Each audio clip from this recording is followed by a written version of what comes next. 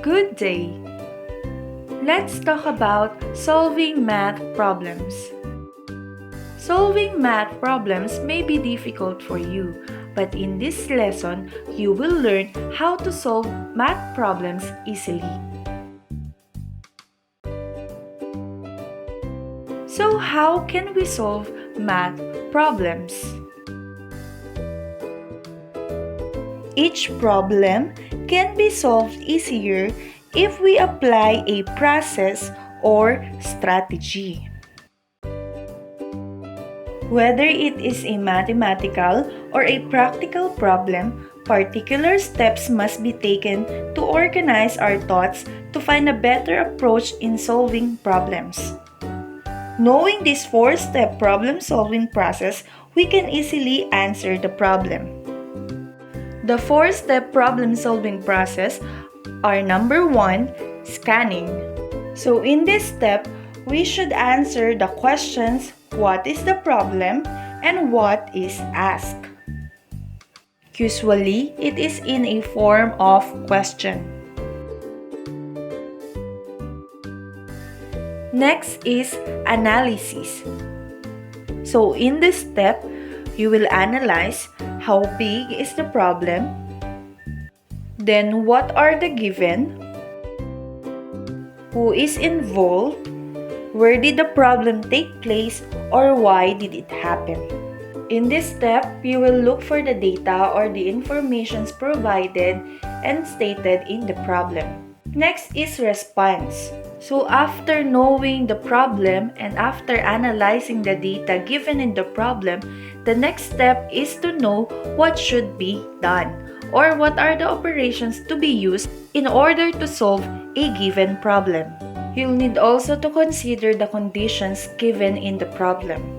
The next step is answer and assessment.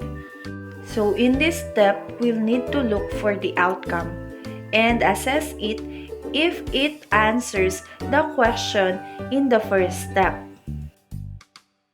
Also, to assess if the operation we used answers the problem. So let's have an example. Every Sunday, Cinderella's stepmother holds a feast in their home. Cinderella is asked to buy 15 kilograms of rice every feast. How many kilograms of rice will Cinderella buy for 10 months, assuming that there will be 4 Sundays in each month? Let's solve this problem by following the four-step problem-solving process. So first is scanning. So in this problem, what is being asked? It is the number of kilograms of rice that Cinderella will buy for 10 months. So we're done with scanning. And to solve this problem, we need to answer how many kilograms of rice will Cinderella buy for 10 months. Next, let's proceed to analysis. So can you see any data or information provided in this problem? So the data we gathered are 15 kilograms of rice, 10 months, and 4 Sundays in each month, knowing that Cinderella's stepmother holds a feast every Sunday. So the condition in the problem is that Cinderella needs to buy 15 kilograms of rice for 10 months, assuming that there will only be 4 Sundays in each month. So because Cinderella's stepmother holds feast every Sunday for 10 months with 4 Sundays in each month, that means that Cinderella needs to buy 15 kilograms of rice for 40 Sundays. So what would be our response? Let's take a look with the problem again. So in this problem, Cinderella is asked to buy 15 kilograms and the conditions are 10 months and 4 Sundays in each month. So the operation to be used is multiplication. We need to multiply 15 kilograms of rice by 40 Sundays.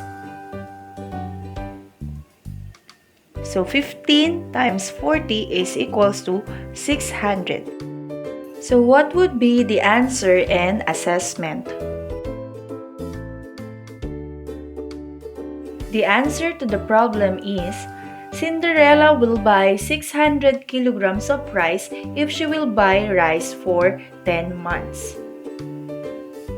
So the amount of kilograms of rice that Cinderella will buy for 10 months is 600 kilograms. Let's try another problem. I went to the bookstore and bought 5 pencils that cost 7 pesos each, 2 pens that cost 9 pesos each, and 3 erasers that cost 3 pesos each. How much change did I get from my 100 peso bill? So let's solve the problem using the 4-step problem-solving process.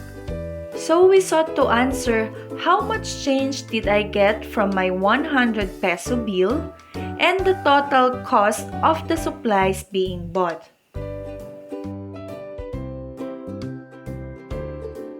Now, let's analyze the problem. What are the data given? So in the problem, we have 3 items bought: pencil, pen, and eraser. Then I bought 5 pencils, 2 pens, and 3 erasers. Each pencil cost 7 pesos, pen cost 9 pesos each, and eraser cost 3 pesos each. And the amount of money that I have is 100 pesos. Next is the response, or the operation to be used in order to solve the problem. So here, we'll be using 3 operations. First is multiplication. We will multiply the cost of each item to the number of items bought. So let's start with pencil. 5 times 7 is equals to 35. Then, for 2 pens, we'll multiply it by 9. So, 9 times 2 is equals to 18. Next, for eraser, 3 times 3 is equals to 9. We're done with the first operation. Next, we have to add. So, we need to add the cost per item to get the total cost of all items bought. So 35 plus 18 plus 9 is equals to 62 pesos. Now that we get the total cost of all items bought, we need to subtract it to the amount of money that we have to buy all that items. So 62 pesos will be subtracted to 100 pesos, which is the amount of money that we have. So 100 minus 62 is equals to 38 pesos. Next, let's proceed to the final step, which is the answer and assessment. So based on our response, the change from my 100 peso bill is 38 pesos. Now, let's review the 4-step problem-solving process. Step number 1 is scanning, or the problem being asked. Step number 2 is analysis, or the given data. Step number 3 is response, or the solution and operation to be used. And last is answer and assessment, or the conclusion to the problem. Now it's your time to practice. Have fun. Thank you and God bless.